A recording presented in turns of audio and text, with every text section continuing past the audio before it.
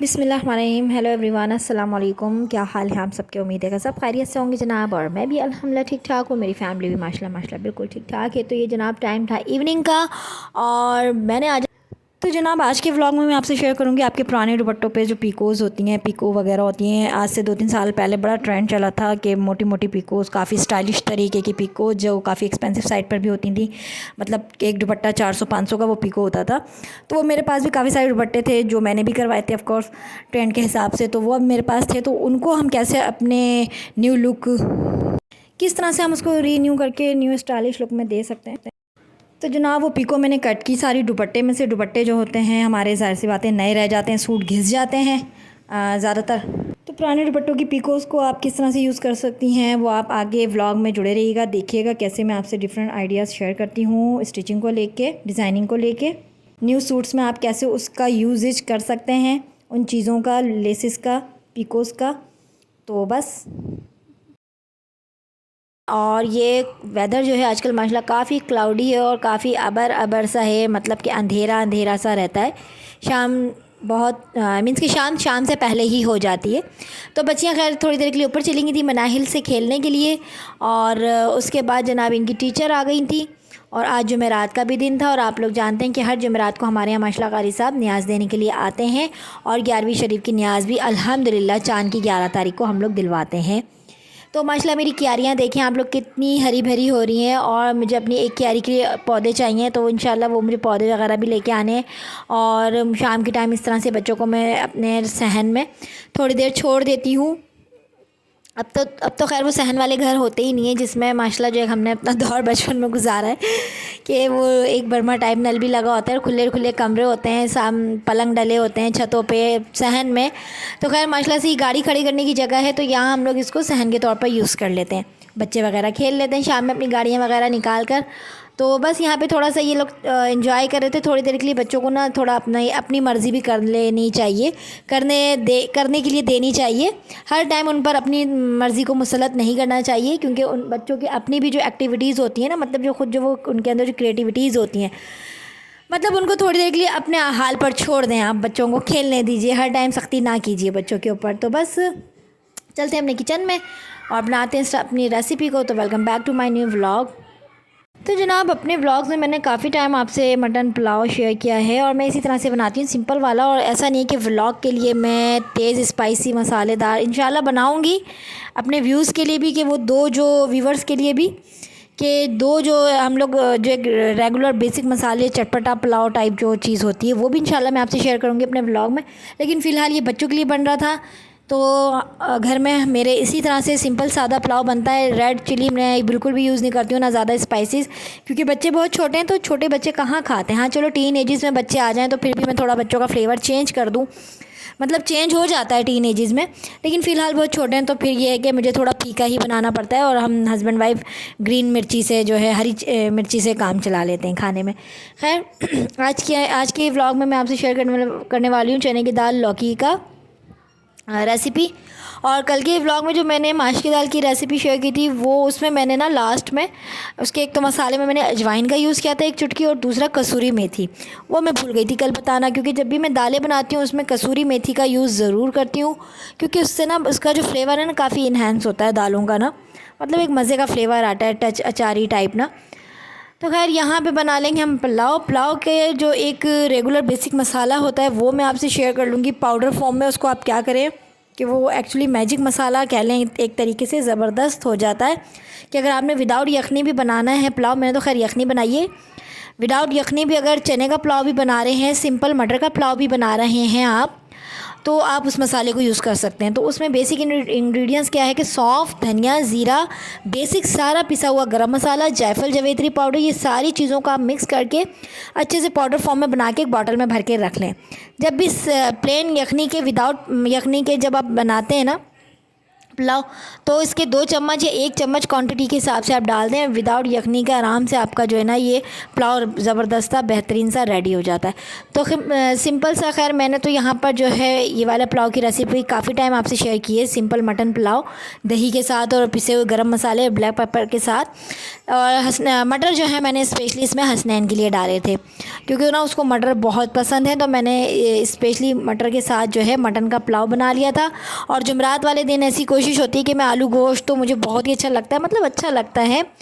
Means के न्याज का दिन भी हम लोग एक तरीके से मानते हैं कि बस न्याज भी मुझे करवानी होती है हर जुमरात को कारी साहब से, तो कुछ गोश्त की हांडी में बना लेती हूँ।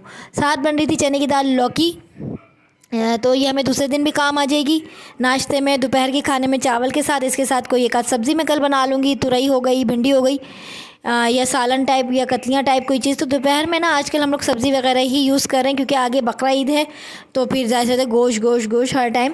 तो अभी दाल सब्ज़ी पे हमारा ज़्यादा जोर आया हुआ है। मीन्स के कोई एक आध चीज़ मैं बीफ या मटन की बना लेती हूँ या चिकन की।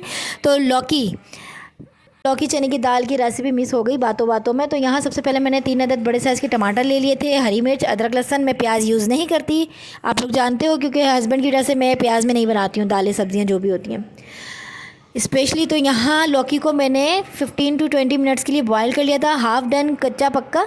और कलर देखिए कितना प्यारा माशाल्लाह, इसका कलर खिला खिला ग्रीन कलर आ रहा है, बिल्कुल भी एक वो दबा दबा कलर नहीं हुआ है।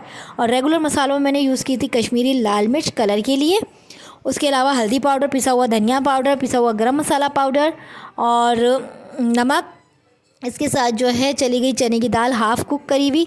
और इसके साथ अगर आप चाहें तो कोई भी शान का रेगुलर मसाला, पैकेट वाला जो मसाला होता है वो यूज़ कर सकती हैं फ्लेवर के लिए। कौरमा मसाला हो गया, कढ़ाई मसाला हो गया, कढ़ाई मसाला डालेंगे तो बेस्ट हो जाएगा भाई। कसूरी मेथी भी नहीं डालनी पड़ेगी, लेकिन मैं बना रही थी रेगुलर बेसिक मसालों के साथ, तो मैंने इसमें लास्ट में ऐड कर दिया था जनाब लेमन, कसूरी मेथी, भुना कुटा ज़ीरा और धनिया। जब हम विदाउट पैकेट के मैं बनाती हूँ तो मैं ये 4 चीज़ें ज़रूर यूज़ करती हूँ, और अगर पैकेट के साथ बनाती हूँ तो फिर मैं ये चीज़ें यूज़ नहीं करती हूँ। तो अब इसमें अगर कढ़ाई का पैकेट डालेंगे तो ज़बरदस्त हो जाएगी चने की दाल लौकी का सालन। जी जनाब, खाने से फारिग हो चुके थे, डिनर हो चुका था हमारा। और ये क्लिप मैंने दोपहर में बनाए थे, मीन्स कि दोपहर में मैं सारा ये काम कर रही थी, तो मैंने इन क्लिप्स को लास्ट एंड में ऐड किया है व्लॉग में, ताकि आप सुकून से देख सकें। तो ये मेरी लाइमलाइट की कुर्ती है नेक्स्ट ईयर की। तो इसको ज़्यादातर मैं पैंट्स के साथ या टाइट्स वगैरह के साथ पहनती थी, लेकिन अब मैं इसको घर में कैजुअल पहनूंगी। तो ज़ाहिर सी बात है खुले डुले घर में पैंट्स या टाइट्स तो नहीं पहन सकते ना। तो इसके साथ मैंने ट्यूलिप शलवार का कपड़ा पहले से ही रखा हुआ था, तो बस वो स्टिच कर लूँगी। और उसका स्टिचिंग का तरीका क्या है वो भी आपसे शेयर कर लेंगे। तो ये वो पिको है जो मैं आपको दिखा रही हूँ, पुराने दुपट्टे से ली हुई है ये पिको मैंने, क्योंकि दुपट्टे ज़्यादातर पहनने में नहीं आते हैं और सूट घिस जाते हैं। तो ये पिको मैंने कट कर ली थी और ये अपने कारीगर को मैंने दिया था, उसने कवरिंग पट्टी के साथ ऐड किया है। और पिको की जो डिज़ाइनिंग है वो तरोड़ मरोड़ हो रही थी, तो उसको सीधा रखने के लिए मैंने उसमें मोती का इस्तेमाल करा था। और ये जो है कुर्ता स्टाइल है, ये ट्यूलिप पे भी बड़ा प्यारा लगता है। और प्लाज़ो अगर आप चाहें तो, लेकिन ये शॉर्ट है तो मैं बिल्कुल रिकमेंड नहीं करूँगी कि इस पर आप प्लाज़ो पहनें, ठीक है ना। लॉन्ग शर्ट्स पे खूबसूरत लगते हैं प्लाज़ोज़ वगैरह, प्लाज़ो पैंट्स वगैरह जो होती हैं ज़्यादातर। और इसके शोल्डर जो है चकोर बने हुए हैं, इसमें अगर आप चाहें तो लेसेस भी लगा सकती हैं, जो सीढ़ी लेस चल रही है इसके जो चकोर हालेंगे। ये देखें, ये है वो पिको जो कवरिंग पट्टी के साथ लगाई गई है बड़ी फिनिशिंग के साथ। और आप देख सकते हैं कि ये लीलन का मेरा दुपट्टा था, तो ये बिल्कुल भी नहीं लग रहा है कि ये लेस है या पिको है। और देखिए मोती को हमने इसमें क्यों ऐड किया। अगर आपकी भी इसी तरह से बड़ी बड़ी डिज़ाइनिंग की पिको है, वो क्या होता है तरोड़ मरोड़ हो जाती है। अभी मैं दिखाऊंगी आगे व्लॉग में किस तरह की है विदाउट इस्त्री करे हुए, मतलब बिना आयरन के ही कैसी दिखती है। तो ये बहुत खूबसूरती से उसने मुझे बना कर दिया है। स्लीव्स मैंने उसको खुद बना के दी थी, आइडिया था कि कैसे तुमने इसको यूज़ करना है चौक पट्टी में, तो ये चौक पट्टी उसने बनाया कर दी है मुझे। और इसका बॉर्ड नेक गला है, कुर्ता स्टाइल में है। और शामोस सिल्क ज़्यादातर मैं यूज़ करती हूँ, क्योंकि वो काफ़ी हल्का वेट होता है, उस पर रुआं भी नहीं आता। शामोस सिल्क की एक खासियत ये होती है कि उस पर रुआं नहीं आता। बहुत से टेलर जो हैं कवरिंग पट्टी में लेडी क्रेप लगा देते हैं या फिर कॉटन पट्टी लगा देते हैं, तो एक तो इसका वेट नहीं होता, और ये थोड़ा वेट कह रही हूँ, वेट मतलब लचीला होता है कि दामन आपका नीचे गिरा रहता है।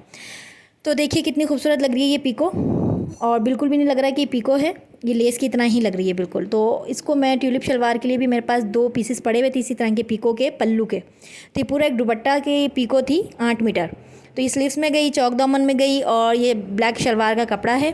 ये देखिए इस तरह से कटी हुई है ये पीको दुपट्टे की। आप बिल्कुल यूज़ कर सकती हैं। अगर आपके डिफरेंट डिज़ाइंस, हैवी डिज़ाइंस की पीको हैं तो आप इसको किसी भी ड्रेस के, और ये इस ड्रेस के साथ जा भी रही थी पीको, तो मुझे बेल ख़रीदनी नहीं पड़ी। और इस तरह से अंदर से कवरिंग पट्टी के साथ ऐड करके लगाई गई है।